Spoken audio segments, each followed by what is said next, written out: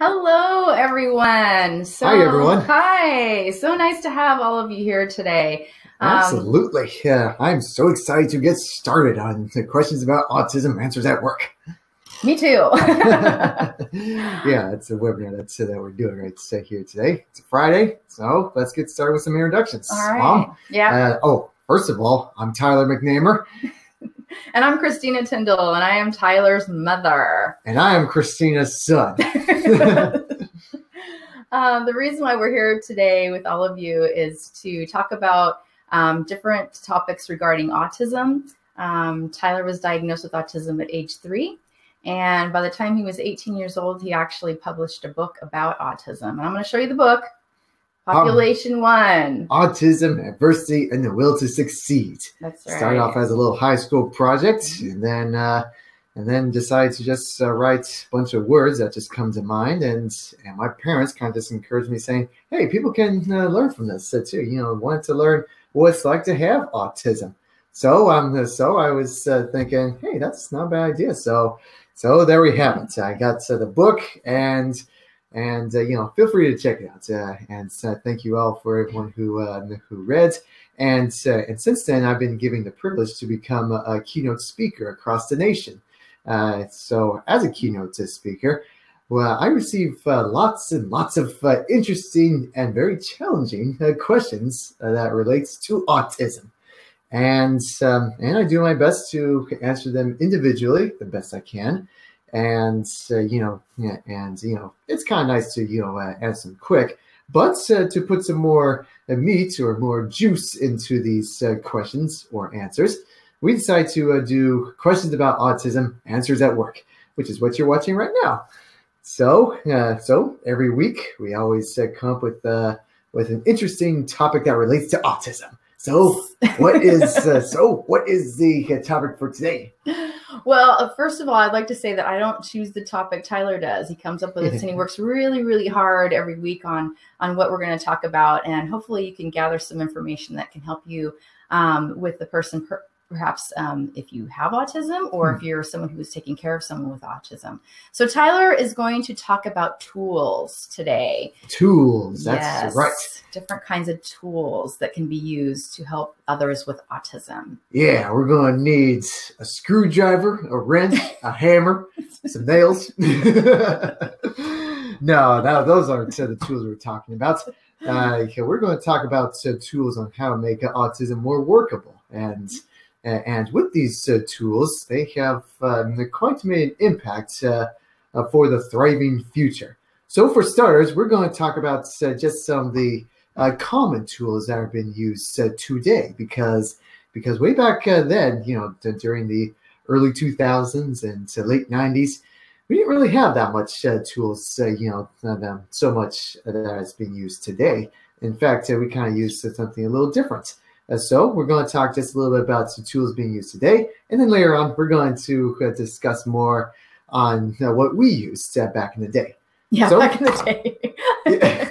To me, it doesn't seem like that long ago, but yeah, actually, it kind of is. It kind of is. Maybe so, or something like that. But it's okay. It's all good. You can still use some of the tools used. Anyway, when I was younger, I guess. Yeah, when he was younger. Let's just put it that way. Tyler's 23 now, but there was still some very good tools that were used he was born in the 90s. So anyway, without further delay, Tyler's going to talk about what different kinds of tools. Without further delay, let's talk just a little bit about these tools. Here's one, the timer. Now, why is the timer really quite important? Now, I do remember, in fact, remember the last webinar we talked about, we did something about colors. Yeah. And we talked about, video games and the cartoon watching and all kind of stuff. Well, there's this thing, this amazing device called the timer, because sometimes you might get a little carried away with watching things or playing games or anything like that, and that's why the timer is being used. In fact, I even know that a lot of kids with autism still use the timer today, and it is quite helpful. What kind of timer? Well, honestly, to me, the ones that are usually color coded, or something that has a visual effect. It's not just about numbers, but also like visually you can see how many minutes you have until time is up. So like, if you got 30 minutes, you got like a little analog clock, go all the way down, and you got the whole shade in red. And once that turns, once the time is up, there's no more red. That means time is over. Time to do something else. Yeah. And actually, I will say that we actually used that special little timer, back then. And I would say that definitely helped the most. If I still kept on playing or watching the TV, that means you're in big trouble. Yeah, I think something important to add too is that the digital timers didn't work very well for Tyler. Not. No, because he didn't quite understand the concept of the clock counting backwards with the numbers and that kind of thing. So it was one that Tyler described that it was definitely had a little red mark. So it showed, if you were going to be 15 minutes, say on a computer game or whatever, then he had 5 minutes left. And it just when that red was gone, then the time was up. Mm-hmm. And so it's a really simple tool, but for Tyler and for a lot of children that have autism is really, really helpful. Absolutely. So, yeah. So, we're not saying that, analog only, but this is kind of just the way we kind of worked with it too. And everyone kind of works a little differently. Definitely. So you can either try analog or digital. It's up to you. What is another good tool that we can talk about? We can talk about charts. Mm-hmm. Now charts. What comes to mind when it comes to charts? We had a million charts. It seemed like there was a lot of charts going on. Mm-hmm. I think when he's younger, it was we had big charts that were in his bedroom, and we would a lot of times it was a calendar that we would use, and we would have pictures on each one of the days. So whether he was going to school or if we had an activity to do in the evening, everything was on the calendar. And the older he got, then it was we did time it out when he understood the concept. When you understood the concept of time, Tyler, then it was easier for you to know. It's like, okay, I only have to be in school like maybe for 3 hours, and then we're done. That's right. So that's what we did at home anyway. From the time with the charts and such, that's really good. What do you remember about charts? Ooh, excuse me. The one I can remember about charts is that there's a lot of pictures and colors when it comes to things. To me, those kind of helped out quite a bit. I think the color yellow was quite a way to saying hey, you're doing good, you're doing a good job. Or even the color red, which means like this is important, you got to do this kind of thing. And all these different charts when it comes to time management, I guess you can say too. It was time management, not only that, but it was also almost like a reward system that we would use too. Yeah. So say, for instance, if Tyler was working on a specific thing, even if it was trying to sit still in school or he was working on a specific thing at home, like if he could dress himself, put his shoes on, of course, we do the little reward sticker thing. So I bought lots and lots of stickers. And so then so then what I would do and his dad would do is we would say something like, if you have 5 stars on your calendar, then we'll go out for a treat or an ice cream, or he'll have a little extra time play a video game or, that kind of thing. So, and I know that's a really simple tool that a lot of parents use, no matter whether they have, children that have autism or not. But, for Tyler, it was very important to have something visual that he could see on a daily basis. So I would say that's what I remember about the charts. And absolutely, yeah.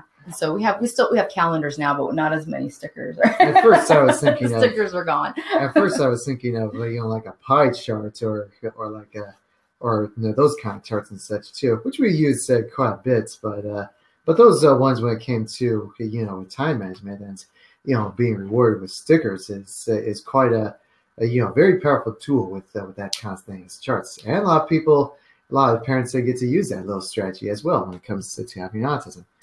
So another tool that is also used is musical interaction, and not just musical instruments, but something that's to do with music in general. So sorry, we're shaking the video's shaking a little bit, Tyler. Yeah, a little bit. So I'm just trying to straighten out. Sorry, everybody.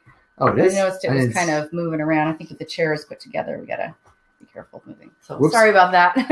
I apologize. I did not notice that. It was just shaking. Where was I? Oh, musical interaction. Oh yes, musical interaction. Yeah. So so when I say musical interaction, it doesn't. It's not just about musical instruments, but anything that has to do with making a sound, even if it's like the wind chimes outside. It can be quite an interesting little tool to just sit down and just kind of look at it for a bit and just listen. And that's just a way to calm down and just take it easy and all that kind of stuff too. Even if it's seen as boring as watching paint dry, but unlike watching paint dry, when seeing the wind chimes, you get to hear something musically good. So that was calming. So was the radio calming to you, Tyler? Actually, I like kind of the radio too. We had quite a bit of the tunes here and there, and actually I do remember that one hit song that I really liked called "Who Let the Dogs Out." Oh yeah. And the reason why that was kind of very big to me, anyways, because you know what's going to happen next. You know the lyrics, and it's easy with that steady beat and all that kind of stuff. And I kind of really like that kind of stuff. Other things that involve music is also ambient tunes or even post rock. I listened to a lot of that back then, and I still kind of like to do it right now. Very calming and kind of just in line sort of stuff.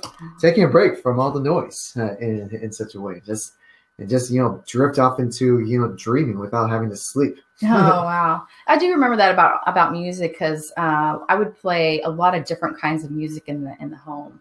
I mean, everything from classical to jazz to rock and roll to you name it. I tried to play the whole genre of different types of music. And Tyler also took piano lessons when he was younger. I did. And problem with that was I think I think too much or think too much or something. Were you overthinking the process? Yeah, that's pretty much what it was, and that's why I was kind of a little frustrating. I mean, I could still play a little bit, but I just didn't understand how to make the music sound natural and just don't think but just play and stuff like that. I didn't really do that so well, but even though I learned a lot, like learning how to read instruments, learning how to read music. I'm sorry. Like the notes and all that kind of stuff too. It was still a process and all that kind of stuff. And, we tried it and it was quite an experience. I still love music today. And any kind of sound that just is really, really nice. Yeah. And something about, the piano playing, he had I think most piano teachers have to be pretty patient when it comes to that, but this particular piano teacher, she was very structured and very she really worked with Tyler. And I have to say that sometimes he wasn't able to get through the whole lesson because the lesson was about 30 minutes long and we had to adjust it according to how Tyler was doing that particular day. But, wish it would have been different. No, it's just that's the way, you just have to work with the piano teacher and that kind of thing. And I think partly the reason you can correct me if I'm wrong, Tyler, but I think part of the reason why he decided not to play piano anymore is because he's such a perfectionist. He's like, well, if I can't be, a Beethoven, then I'm just not going to play the piano anymore. That's been a thing for a very long time. I think I remember on another webinar I did, which was about art, is that unfortunately that's just kind of the way I thought at the time, and sometimes I still have that curse of being a perfectionist and all that kind of stuff. Yeah. Not getting the right lines and shapes and all kinds of things. He's really, really hard on himself. Excuse me. But right now, lately, he wants to play the guitar. So he took a first lesson last week, and so now he really would like to get on the guitar and play with that. So anyway, so music can be a great tool to work with children. And I, at least when I was introducing different types of music to Tyler, I really paid attention to how he reacted with his body language, because there was some music he just, and even for me, I mean, any adult would be going, okay, no, that's just not going to happen. Right. And usually the children or adults can verbalize that, okay, that not my thing, kind of deal. But for Tyler, it was like he was holding his ears. He would run off into the other room. And I'm like, okay, well, we're not going to go down that road again. So, but I have to say that now he listens to music all day long, and he listens to it while he's, preparing for his webinars, when he's working on his second book and that kind of thing. So it's a really, really good tool to use. Absolutely. And that's pretty much what we can say about music with with that tool. So, music does affect the mind. That's all I can say. Doesn't mean it'll cause people to act or anything like that, but it does have some sort of effect when it comes to music. And it can be very calming too. It can be very calming too. It's really really neat. It's like fuel at times. Yeah. You see me around with those big headphones on sometimes, and spiking my hair, trying to look all rock and roll kind of thing. But let's put it this way: he's like gone through like an enormous amount of headphones, and so finally he bought like a really, really good pair last time, so it'll last him a few more years. Yeah, absolutely. All right, so moving on to tools. What else goes with tools in this day and age as well? Well, what I can think of is tablets. So tablets. So tablets, that is just, oh my goodness, I wish we would have had tablets. Yeah, that was like a major breakthrough during the late 2000s or something. They're amazing. They're absolutely amazing. So, what do you think, Tyler, that tablets can be a good tool as far as like with children? Well, I do know by some personal experiences that involves a tablet. I'm playing around with the highlighter. My bad. It's my little fidget, but I'll put it down for now. So, excuse me. Back in high school, we actually had. I knew quite a bit of kids that actually used a tablet in order to communicate. And by communication, that's you hold on the tablet and you push some of the buttons and you're requesting something, like whether it be the restroom or foods or drink or let's see, what else is there? Rest. Let's see, something that has to do with communication, that kind of stuff. That's like very short, simple words that can really could do wonders. Even a button that says help, kind of thing as well. So that's one thing. Another thing too is that tablets, because back then I used to use a computer, like a big Windows 95, 98 set computers and such. But tablets, since they're a lot smaller, they're easily portable, and you can just whip one out at any time. And that same goes with cell phones too, because most people who have cell phones are, you get to touch the screen and get to interact and stuff. So I guess I would say that cell phones and tablets are generally the same on some areas as well. Only difference is that the phones that you get to call people, call your parents anytime you want to. And for those people who are verbal, cell phones are an amazing tool for people who have autism and are very vocal and verbal as well, because you get to just call your folks anytime, whether it be your friends or families, and in case if you need any help, whatever goes on, whatever situation there is, even if it's big or small, just whip out your phone and just make a call. Even though if it's like, how do I cross the street or something like that.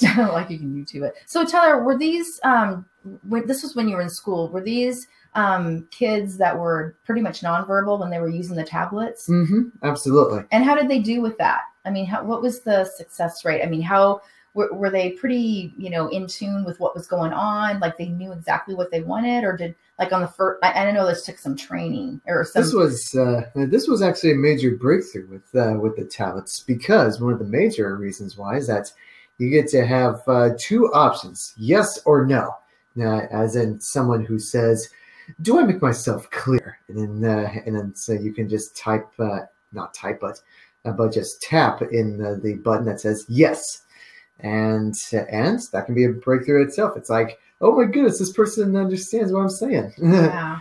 And they know what yes is, they know what no is. And awesome.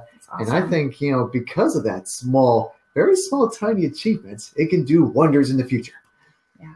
I think something that also was helpful or can be helpful to some kids is sign language. Sign language. Yes. Oh, yes, absolutely. Yes. And I was just thinking about this because they did use a little bit of sign language with Tyler for those educators that knew how to use sign language.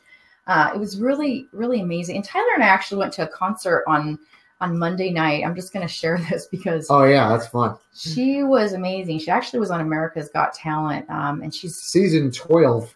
Season 12. Finalist. Finalist. She came in fourth, but she lost her hearing. Her dreams were to become a singer. And anyway, we went to this amazing. Her last name was Harvey. Was it Mandy Harvey? Mandy Harvey. Mandy Harvey. She's amazing. Highly recommend if she's in your town, go see her because she was amazing. Yeah. But I was just thinking that with her, she was able to sing based upon instruments that she was looking at, but she also was signing the words as she was singing. And if she had like an instrument in her hands, like a guitar or a ukulele or whatever, there was somebody that was next to her that was sign languaging. It was honestly the most beautiful, amazing thing I've ever seen. I mean, it was just so amazing. Beautiful because I was trying to think about if I didn't have the gift of being able to hear, like, would I be in touch with what she was saying based upon her sign language? And granted, it doesn't, even, match to what, we take our hearing for granted, but she was so expressive and you could just get into her world with signing. And so if you know of someone that knows sign language, that might be like a really great tool for especially those that are nonverbal. And I know that there's been some of the parents that I've spoken to over the years, they have used sign language as an amazing, excellent tool. So I just thought I'd bring that out, Tyler. No, it's I think that's a great tool. I totally agree, 100%. In fact, when we were at that little concert, I've actually seen quite a bit of people that are either nonverbal or just have some sort of unique ability. And they just want some inspiration from this, from Mandy Harvey. And she is quite talented. So be sure to check her out, Mandy Harvey. Yeah, she was really amazing. She was definitely like, because she's got a disability. It was just a neat concert, just because she was like, don't let your dreams fall off to the wayside just because of one certain thing. One certain thing, yeah. Exactly.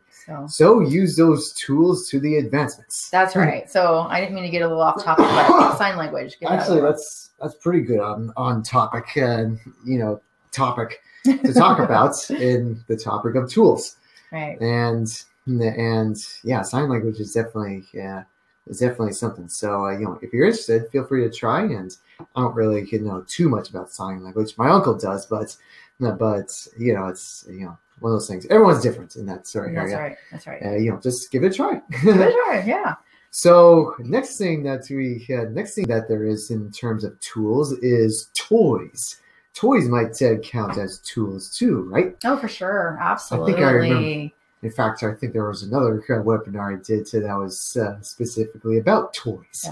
But with toys, the tools, it can be seen as a tool because, when you see your child playing with toys a certain way, there might be a reason why they play with the race cars a certain way or something like that, like aligning them, differently, that kind of things too. It's like, why is that? Well, maybe this person might be very heavily organized and likes things a certain way and stuff. So maybe they might be, good, strategists or artists or something like that too. And toys can be really good tools as well. And sometimes even parents and teachers get to play with toys. Yeah, as well. That's true. I think I think one thing that was really important was that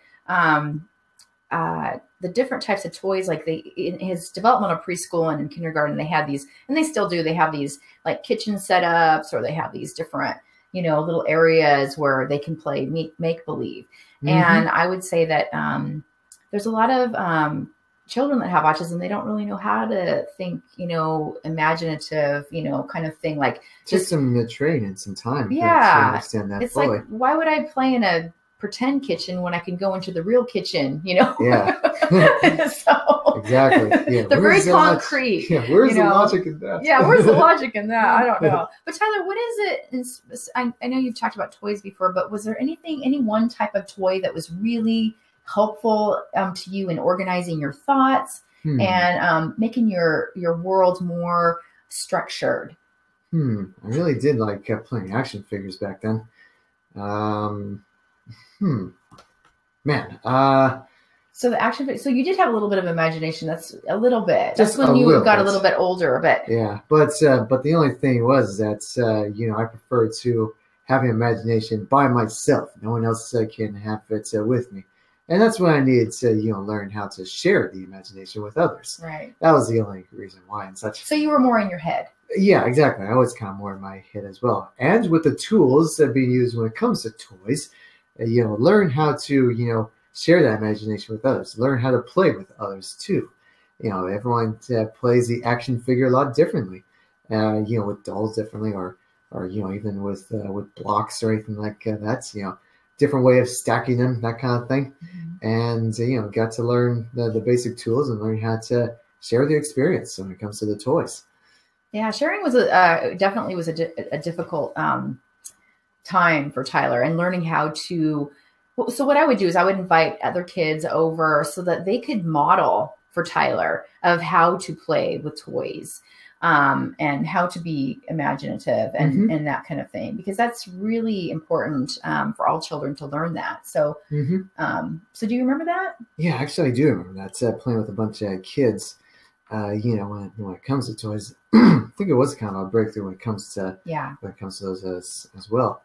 So yeah, toys. You know, keep playing. Yeah, keep playing. Keep playing with toys. So let's see. Another tool that we can talk about is exercises or tests, whatever you like to call it, that involves colors and blocks. And when we talk about tests, when it comes to those things, is that when it comes to doctors or teachers or anything like that, I like to give you some tests, whether it be thinking skills or what's that called? Physical activity, physical fitness test or something like that. Anyway, it's all these different kind of tests that go on. And one of the things that was used as a tool, a very helpful tool, was something that involves blocks and colors and all that kind of stuff. Arrange the patterns exactly as it says on the picture. So, you see the picture, you arrange the blocks exactly the way it is on the picture. So anyway, I thought that was a lot of fun. Yeah, there was a lot of tests like that, where Tyler would have to just absolutely put it in the right order, or figure out how to play with the blocks. Yeah. Sometimes they trick them and they go, okay, do this, and then what would you do with the blocks? They just throw it out there. Yeah, good hand-eye coordination or something. Yeah, that's right. And all right, we're gonna discuss just 3 more the tools that's being used today. And let's see, the one that's also really helpful as a helpful tool, in fact, that I have quite a bit in Autism Works, is social stories. And social stories can count as a very powerful, helpful tool for kids who have autism. And whether you are a toddler or just a little kid, or maybe sometimes even teenagers, so that I like to go through it too. Social stories can be a very helpful, very helpful active tool for those. So what are some examples of social stories? Well, there's one that's being worked on right now about having personal space. That's So that's one of them. Another one is on how to, be quiet in a room. There's another one too about sharing and taking turns as well.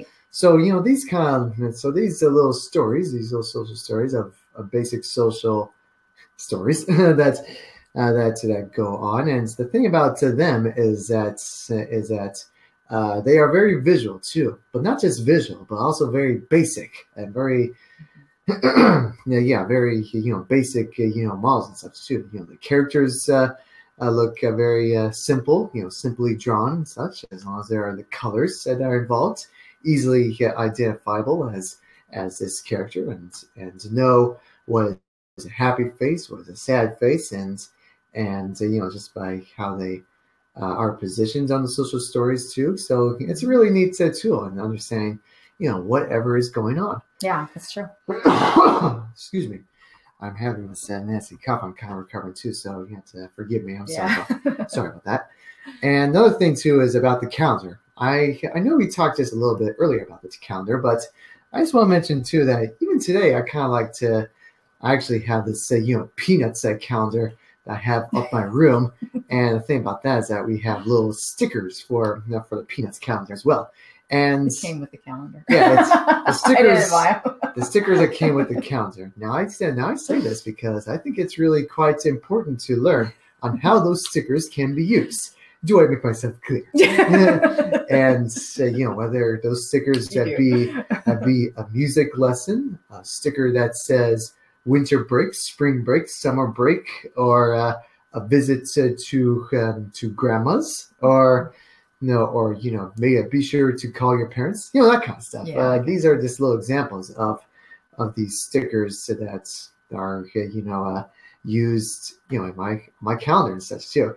It came with the calendar too. I still can't remember a bunch of things that can happen every so often, but it's kind of fun to just put the stickers up just for fun. Just for fun. Yeah. So the next one we've talked about before is puppets. Did we talk about that earlier? Yeah, we talked about it on different webinars.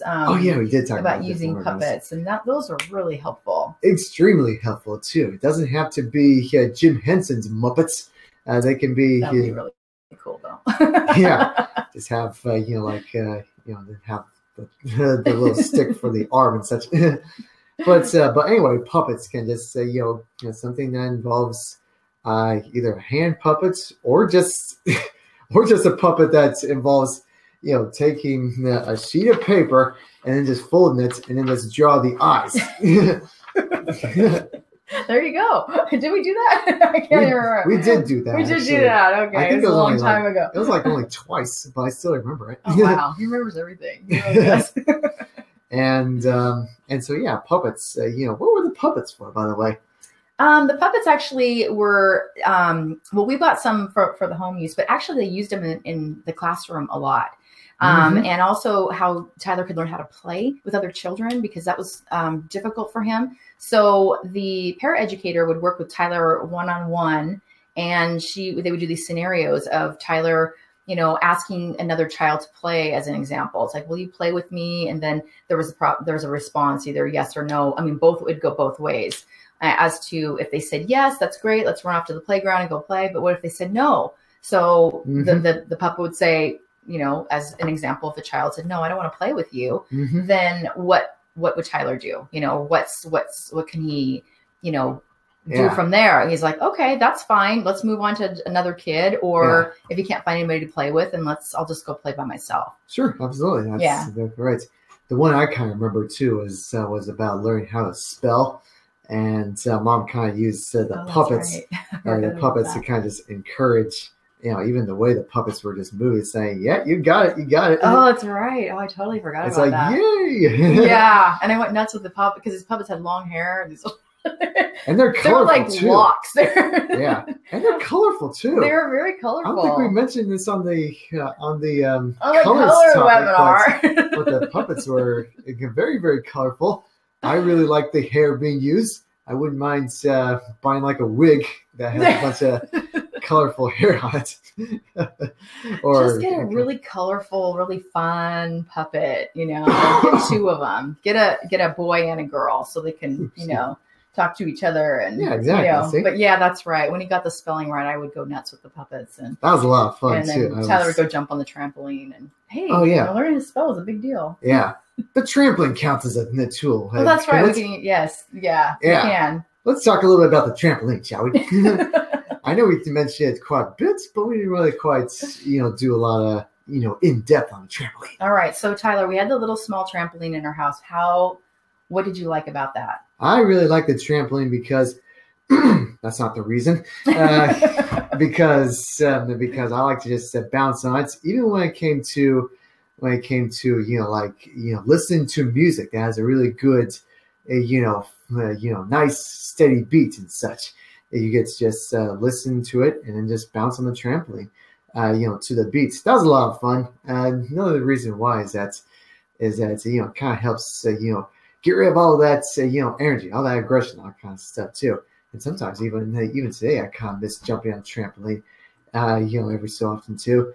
And I remember this one time I was at Whistler. It was like during the summertime or spring, and there's this big trampoline place, and I get to catch the major air and do all these different flips and twists and turns, and even took a snowboard and then just bounce on the trampoline and then do a bunch of tricks on the snowboards. Oh, I don't remember. It's awesome. I highly recommend it. and so whether you're a toddler, or a kid, teenager, or even grown adults, you can still bounce on the trampoline and such. And yeah, that was true. We actually went through a couple of different trampolines because he used it so much. I think we went through like 2. Exactly. Yeah, no, exactly. That's the same. Whoops. We're having a little bit of technical issues, otherwise we're gonna. That's everybody. Right. Yeah. So if we accidentally got caught off because of some silly updates, we'll just do the best we can to provide information about the tools and such.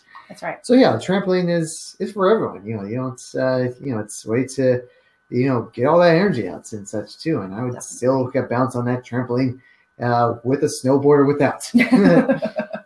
And a lot of fun too. So yeah, that's I guess. So now we talked just a little bit about some basic ideas of the tools. Let's talk just a little bit about the tools I have used, when I was very little. So we talked just a little bit about the red timer. That was a very helpful thing as well. Get to understand time, and it's how long is it for an hour or 30 minutes and all that kind of stuff. So we used that, and so we also used the charts. Now the thing about this particular chart that we used that was like a major breakthrough was proper and improper behavior, or appropriate and inappropriate behavior. What is appropriate and what is inappropriate? It's pretty straightforward, right? So you get to have that chart, and it's even color coded to know the difference between appropriate and inappropriate. Sometimes I even get to choose a color of what looks like a inappropriate color, I guess, or appropriate color and such. And we use that like almost every year. We use that same chart, and we always like to update that charts every so often. Excuse me. Sorry about that.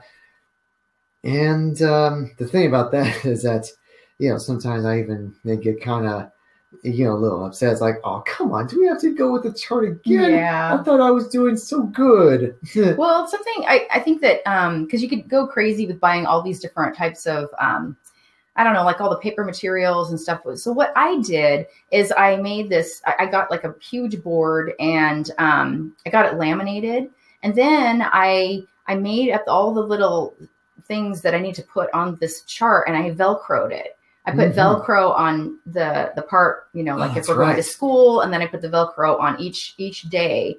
So that way I wasn't buying all this stuff on a regular monthly basis. I was literally I just did a really solid chart that I could use over and over and over again. And so I would have a box that had all the little things, all the little whether it was going to school or what it started. I got to back up here of let's, get up in the morning and let's make breakfast, or let's eat breakfast and let's get dressed. And I mean, it literally went down to that kind of thing with my chart. So I went online and I got the pictures, they were tiny little pictures, but I would just put I made little squares of these things, and then I had those laminated as well. I cut around them. I put the Velcro, and that way every month I had all my tools. I mean, to me, it's like I had his tools and then I had my tools, because as a mom, I wanted to make my life easier too, because that's exactly right. I was constantly trying to, teach him these things. And I thought, what can I do that's going to be the most, I mean, granted, there's a lot of investing, initially to get myself structured so I could help keep him structured. But anyway, it's just a little tool that I learned that worked really, really well. Absolutely. So that was the chart that I remember because I spent a lot of time putting it together. Absolutely. That chart was just extremely helpful too. Anybody can make that Yeah, it was chart a great too. chart. Absolutely. Now, what is another tool that we use that we probably never talked about yet? No, this was a really good one also. And it's called board games. Yeah, if anybody remember back in the day when we used to play board games. Oh, there's still board games around. I know there's still board games. In fact, we got like a toy store somewhere around. Yeah, we got one in town. It's nothing but, well, I shouldn't say nothing but it's got a whole section just of board games, and we have a whole closet full of board games, toys, and I even got my yo-yo from that place, and there's a whole place about board games, and people still play that. Now, why is board games such a really unique tool back in the day? When I was very well, even now it's a good tool. And so, Tyler, I'm going to ask you what board game you remember the most. I remember this one board game. It's called the Manners game. The Manners game. Yeah. Like Manners, manners. Like please, thank you, that kind of thing. Absolutely. Yeah. Think about Candyland, but without the molasses swamp.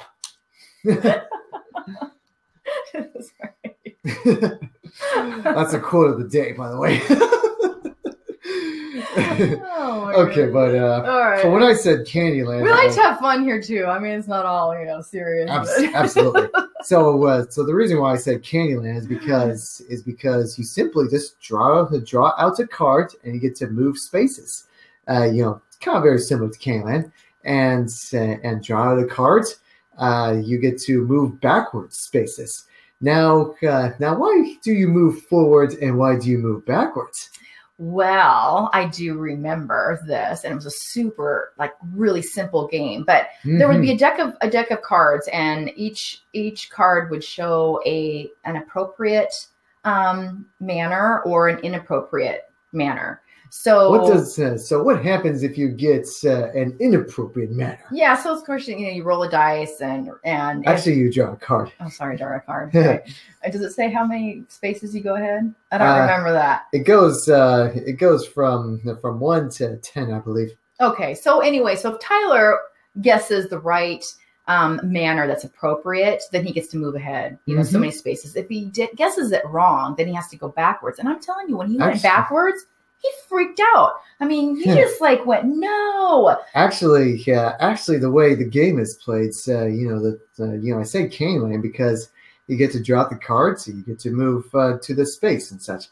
If you draw out the cards, whatever card it is, whether it be improper or proper, then you get to either move forward or move backward and such. And the main key goal, the main key. How to win? How do you win the game? The main key ingredient about this is that these cards are extremely visual. You get to see what's going on. You get to see the improper behavior. You get to see the appropriate behavior, and the way to win is that you get to go. It's very simple. You just draw the cards and count yourself lucky and try to make it to the goal. Yeah, that kind of thing. It was really effective. I mean, and of course there's tons of other games that you could play, but it was definitely a learning tool as far as manners goes. And I'm happy to say Tyler is one of the most well-mannered young men. I mean, I get compliments on him all the time. He always says thank you and please and and all that stuff. But man, start when they're little. I mean, that's when absolutely. Yeah, no, I definitely didn't really, handle that game well, on the first few tries and such. It's like, I don't want the negative cards when I go backwards.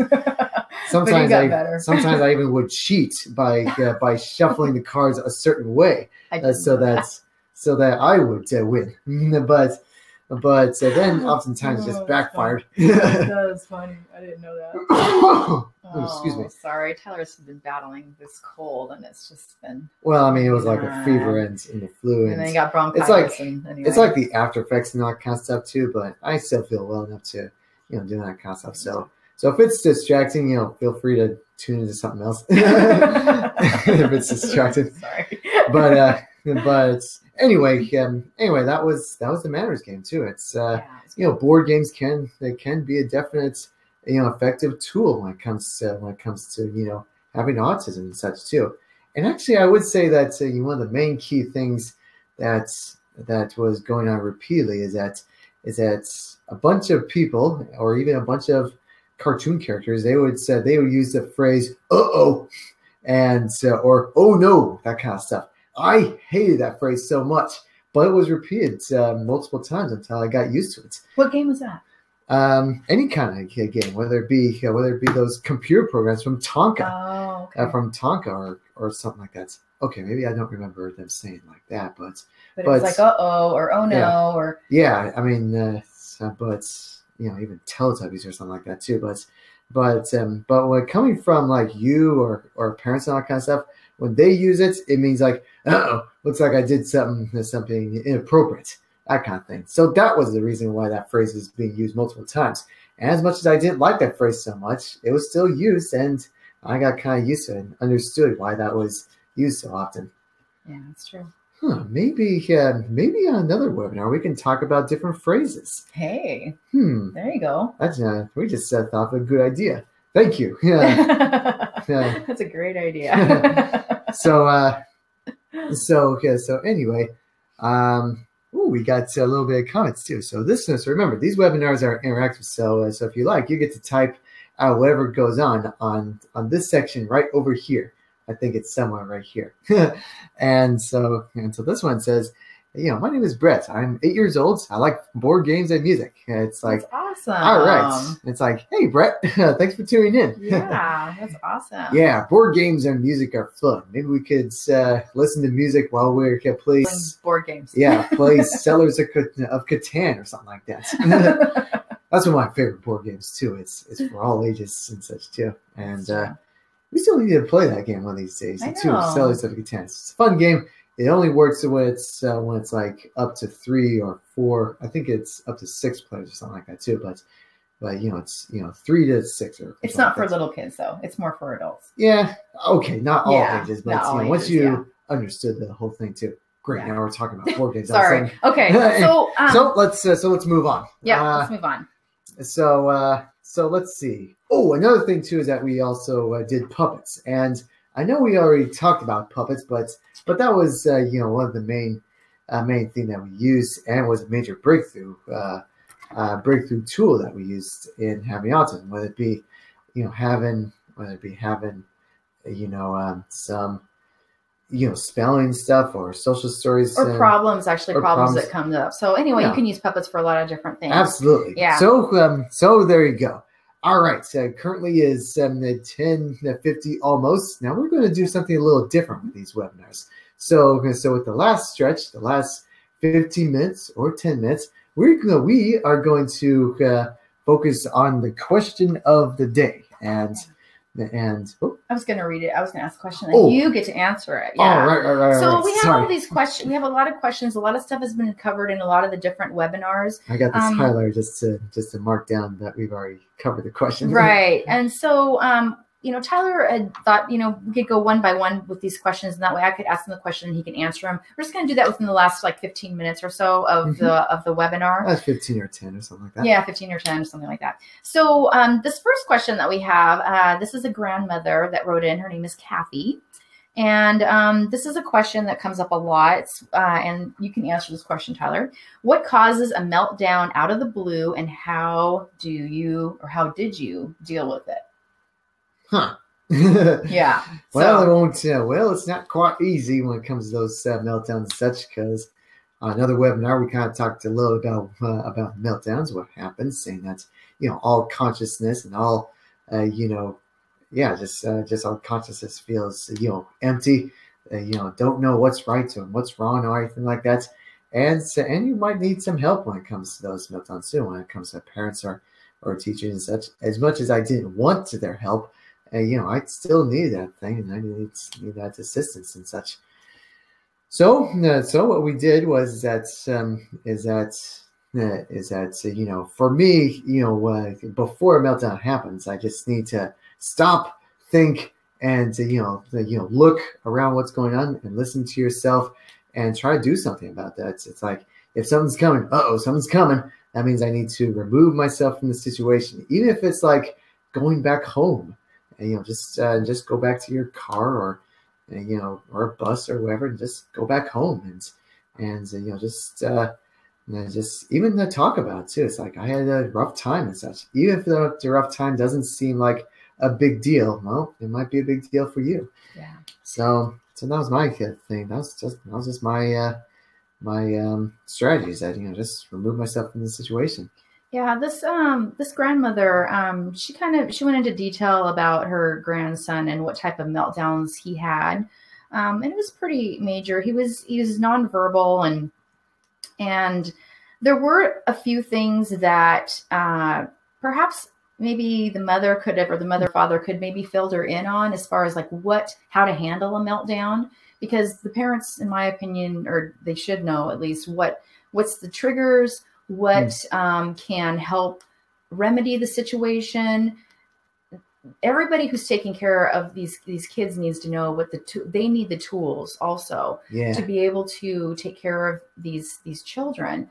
And so in this particular instant, the child loved Disney movies.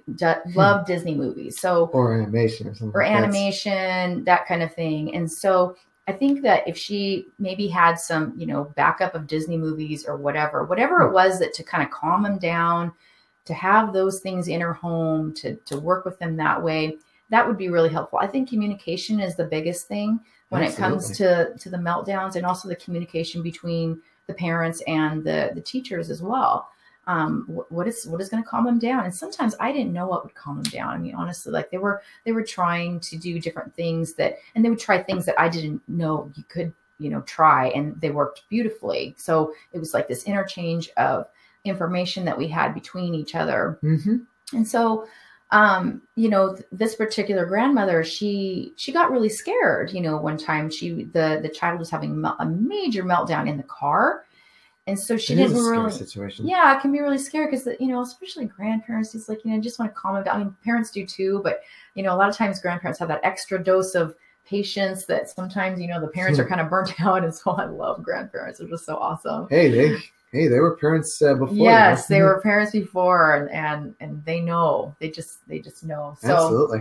So for this particular situation with the child having the meltdown in the car, the best thing that at least I would have done as a mom is to just let the grandmother know, like, what, if it happens in the car, just take them home and pop in a Disney movie, whatever it takes, get them something to eat.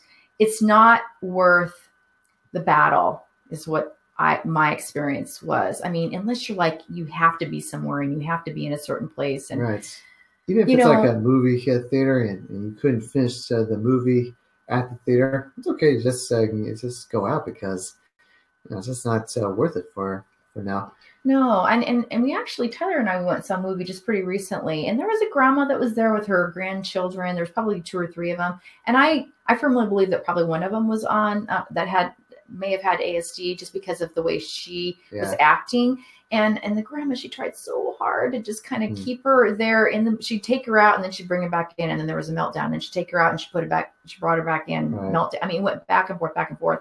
And I didn't say anything, of course, because that would have been super rude, but I was like, it's just not working, today. It's kind of, you just need to take them out and take them home, because even though the intentions were beautiful and they were wonderful, it's not worth, your energy also, because parents and grandparents, we have a great grandmother here online, Donna. They're raising, I mean, it's just amazing. You're raising these children, and it's not easy. And I had Tyler when I was 28 years old, and it was not easy. And I had the energy for a child back then, versus, you still kind of have the energy anyway. Well, I still have energy, of course, but the older you get, you kind of get tired. So, but anyway, thank you, Kathy, for writing in. That's not what they say for that Wonder Woman film. Well, yeah, if you're Wonder Woman, I was, which I'm not. I was saying that, that scene with, her, train with her aunt. She's like around your age and such. And I was like, man, she's pretty good. Yeah. But you know what I mean. I mean, it's anybody who's a parent, and I'm not a grandparent yet, but that's what I would do with my mom. Is that my mom? She had all the bells and whistles at her home, and she would do, and sometimes if she didn't know what to do, she'd call me, and sometimes I didn't know what to do, and so we'd sit there and cry on the phone.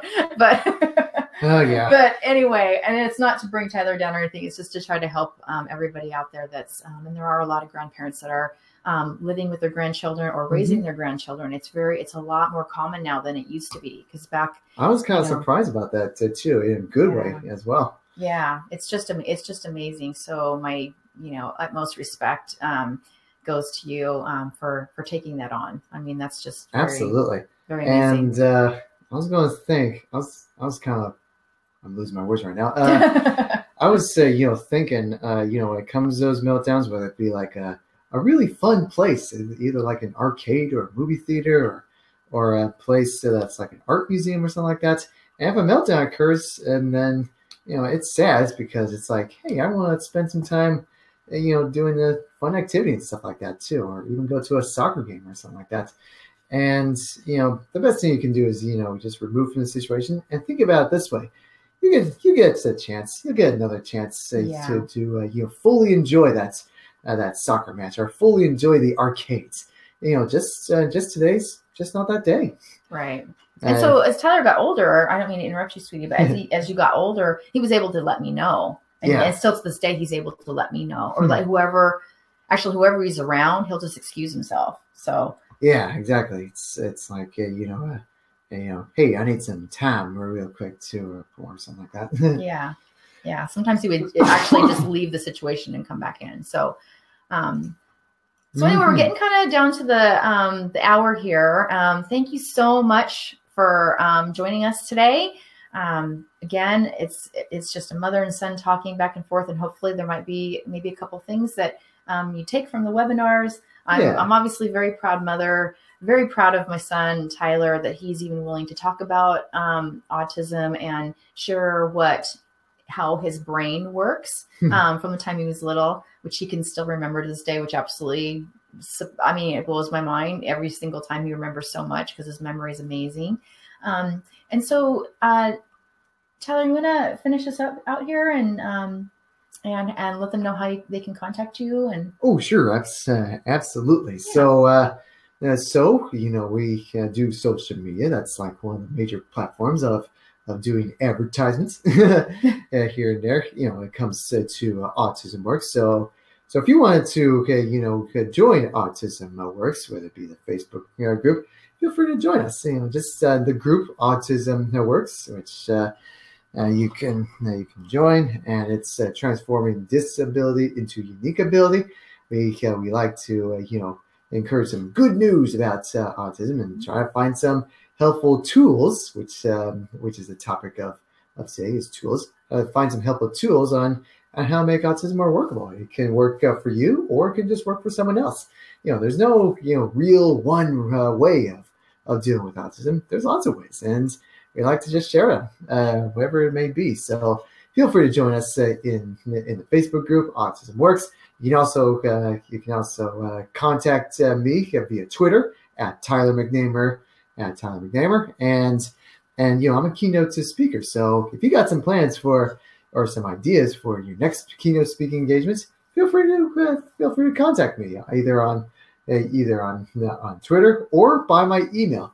And my email is tyler@autismworks.com. So that's tyler@autismworks.com. And feel free to send an email. Or if you just have a question that relates to autism, you can just send me an email with that. So tyler@autismworks.com. And that's just something I've been kind of working on is my company, and that's Autism Works. You can feel free to click up above with the website of Autism Works, and feel free to do so. I invite you to check that out. And in it contains over 50 hours of content that all relates to autism. And yeah, I invite you to check it out. So without further ado, until next week, thank you all very much for your time, and we hope to see you again next time.